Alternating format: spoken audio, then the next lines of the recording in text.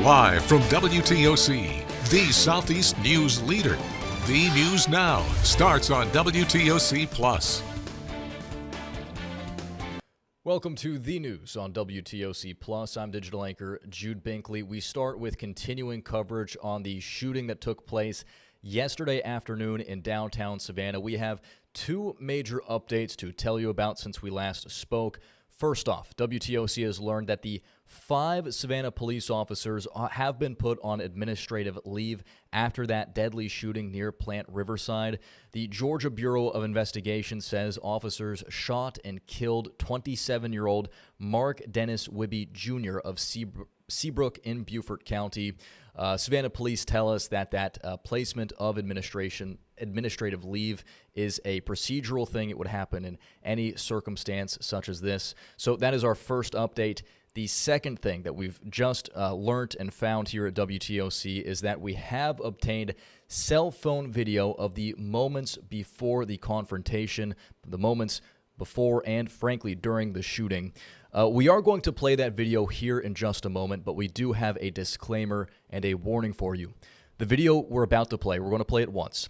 It does not show the actual shooting on camera. However, you can hear the sound of gunshots while the man is off screen, essentially. So you do hear this, and because of that, the video you're about to see and hear may be graphic and disturbing to some viewers. If you have anyone young watching nearby, we do ask you to watch at your own discretion. We are about to play that video, though, just once here on WTOC Plus.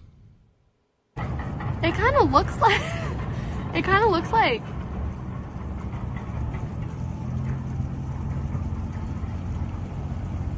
I don't know why you said Hampton.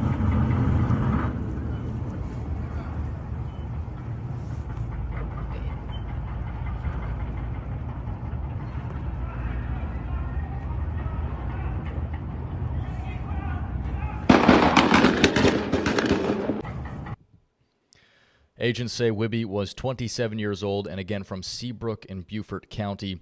The GBI says after Wibby refused to put his gun down, Savannah Police Department officers shot him. No officers were injured. Now, this all happened around 1:30 yesterday afternoon when SPD responded to a 911 call that Wibby was waving a firearm outside of a business on West Congress Street. Officers made contact with him and ordered him to drop the gun. They say Wibby refused and continued walking north on MLK Jr. Drive toward the Riverwalk area. Police got Wibby isolated in one of the expanded Riverwalk sections. They say Wibby began pacing and refusing to comply with commands and began walking toward people passing by and officers with the gun in his right hand. They say he then reached behind his back with his left hand toward an object in his rear waistband. 5 Savannah police officers fired at Wibby, the video we just showed you moments ago, and he was hit multiple times. Medical aid was given, but Wibby was pronounced dead at the scene. Now, WTOC spoke with the general manager at Poe's Tavern, a restaurant nearby where this all took place, and she says she saw it all play out. As the guy leaves the parking lot, 2 of the cops pursue him. One releases his taser on him, and they're trying to, I guess, reason with him, but you can clearly see that he has a handgun in his hand as he's walking away on our camera footage. Police had that area shut down for just more than 2 hours yesterday. Our crews there saw the GBI collecting evidence. The GBI does say this was an isolated incident and there's no ongoing threat to the public. The body has been taken to the GBI Pooler Medical Examiner's office for an autopsy. Well, we're hearing from police following a shootout between an officer and a suspect outside a gas station in Hardeeville, and this is just into our newsroom. Police have confirmed that the suspect is dead. Officers are beginning to clear up and clean the scene of that shooting outside of the Shell gas station in Hardeeville. Again, this was a shooting between an officer and a suspect that left the officer injured. Again, we just learned the suspect was killed in this shooting. Originally, Hardeeville police say they were called to an active crime scene early this morning at the gas station on White Hardy Boulevard. Police say this turned into a shooting between an officer and a suspect. Now, throughout the morning, as you can see in this video, the gas station had been taped off, and investigators with the South Carolina Law Enforcement Division have been looking to figure out exactly what happened, from taking pictures of the evidence to looking to see if anything has been gathered from surveillance video to bullet casings. Now, we spoke with Hardeeville Police just about 2 hours ago, and here's what they had to say about the condition of the officer, as well as why SLED is involved in this investigation. Our officer is recovering at the hospital. It's an ongoing investigation still. We got the South Carolina Law Enforcement Division here, which is protocol for this kind of incident. And again, the SLED has just confirmed with us that the suspect in that early morning shooting in Hardeeville has been killed. We also have more details that emerged from yesterday's shooting on Savannah's east side. One man is dead and another man was injured at a grocery store near Capitol Street and Pennsylvania Avenue. Officers arrived around 4:10 yesterday and found one victim suffering from gunshot wounds. Despite life-saving efforts on scene and at a local hospital, he was later pronounced dead. A second victim, believed to be connected to the incident, later arrived at that same hospital for treatment. Preliminary investigations indicate both men may have shot each other during a physical altercation. Well, one person is in the hospital and others suffered minor injuries after a crash on Reynolds Street and Washington Avenue. According to the Savannah Police Department, eastbound Washington Avenue and Reynolds Street were closed because of the crash. SPD says multiple vehicles were involved, but two were too damaged to be driven away from the scene. One of those two cars was on a test drive. SPD does not suspect any drivers were under the influence of alcohol or drugs. We have also learned that the area has since recently reopened. Turning now to state news here in Georgia, people across the state, especially in middle and north Georgia, are rushing to do everything they can to make sure they're prepared for the possibility of severe weather. We should note Georgia's under a state of emergency for a severe winter storm expected to hit areas like Augusta, Macon, Atlanta, and anywhere north of I-20 that should see some major impacts this weekend. We do also want to note the coastal empire in southern Georgia are not expected to see any major impacts other than potential freezing rain. But turning our attention to middle Georgia, William Rio shows us the rush that residents are now facing trying to prepare. As the winter weather inches closer, Hey, how are y'all? things may seem uncertain, Augusta Tower, this is Raven. How may I help you? but there is one guarantee right now. We are out of kerosene heaters until tomorrow. At the Augusta Ace Hardware and across the metro, it's tough sledding finding the essentials. We're waiting on everything. We have a few gas cans left, a few heaters, mainly the electric heaters, but we're out of everything almost. The lines have been steady all week, even before the doors are unlocked. They were here before us this morning. And speaking of lines, Earlier, about 9 o'clock, it was down to the light. This is the short it's going to be in all day. people must have seen the sign outside Dixie LP Gas on Washington Road. Propane for everyone.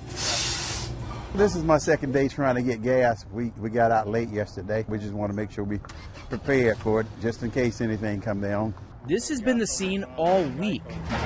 As you can see, we've been busy. The line is all the way down the road, down Washington Road. It's a 2 or 3 hour wait, so we tell everybody to please be patient with us. You have to get in line. That patience is melting for some volunteers. Like I said, I only came to help my mom because she said she needed help because yesterday was bad. And now I kind of regret it because I almost got hit twice.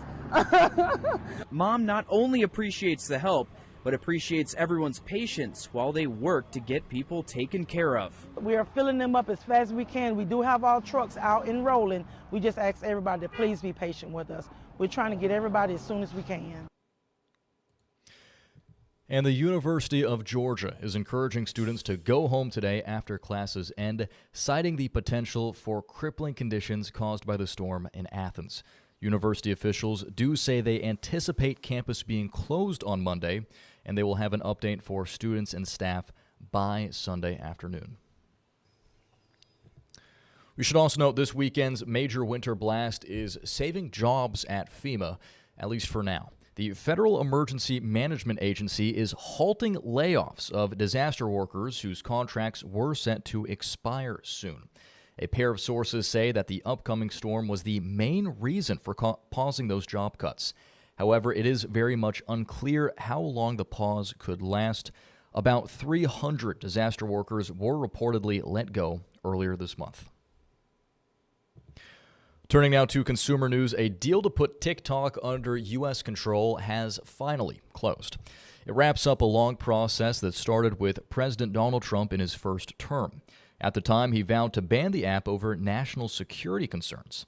American users probably won't notice a visible difference under the new entity's ownership.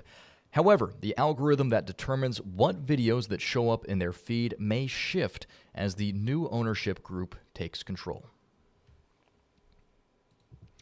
Well, staying on top of your pet's flea and tick treatments can often be a hassle, but what if you could give your dog a treatment that lasts for the entire year? Well, CBS's Gwen Bumgarner reports from Los Angeles. Can we come on up, Callie? Meet Callie, a lovable 9-year-old King Charles Cavalier Spaniel. And no fleas. I don't see any. And her owner, Jamie, hopes Callie will stay that way. Her pup just received a new FDA-approved preventative flea and tick medication. It's first of its kind. It's really, really critical. It's the first and only single-dose injection that can prevent fleas and ticks for up to a year. Veterinarian Dr. Eva Gann says oral medications typically only last a few months and lose their effectiveness if not given regularly. If you are a few days late, that opens up a window for your dog to get infested with fleas. Which can be dangerous for pets and people. Fleas, a lot of people don't know this, but they can carry bacterial diseases that transmit to people. And that's not even to mention ticks. And you don't want to see that on your dog or your baby or your partner. This medication can only be given by a vet. The most common side effects are lethargy and vomiting and seizures in rare cases. Did you notice any side effects or anything like that? Nope, none. She had no pain. Even when we touched her after the injection, she handled it very, very well. Dr. Gans urges dog owners to stay proactive in protecting their pets from fleas and ticks because dogs deserve belly rubs, not bug bites. See you later, baby. Gwen Baumgartner, CBS News, Los Angeles. All right, well, we want to end your week with a little bit of good news. So here's this. Rincon community members came together to help an 83-year-old woman return to her newly renovated home yesterday after it suffered severe storm damage just over a year ago. Peggy Rouse's home was first damaged in September 2024 when Hurricane Helene sent a tree crashing through her roof. The snowstorm last January and following rain events continued wreaking havoc on her home, eventually making it uninhabitable. Shanna Smith with the Effingham Emergency Management Agency connected Miss Peggy with Family Promise so she could have a safe place to live. And after learning about the Miss Peggy situation, many local businesses and community members came together to repair her home. It was a 7-month process that took donated time and resources to complete. Smith says that if Miss Peggy had never reached out for help after that first storm, yesterday's welcome home celebration wouldn't have been possible. If you need help, ask, because you don't know until you ask, and you don't know who's going to be on the other end of that phone call and who can actually put things into place and make this happen. Really nice story there for your Friday. All right, well, coming up in 15 minutes on WTOC Plus, we have a new episode of Governing Georgia. It's the show where every Friday we'll take you under the Gold Dome to talk about the bills that impact you, your family, and your community. It's about a 15-minute show we have right here on WTOC Plus and the WTOC Facebook page if you'd like to ask a question during the show.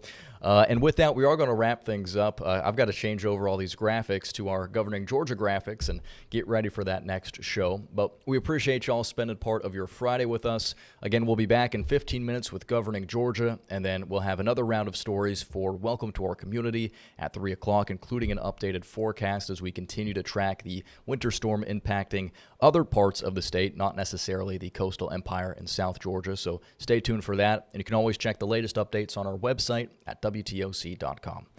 Thanks for watching, and for the next 15 minutes or so, here's Local News Live.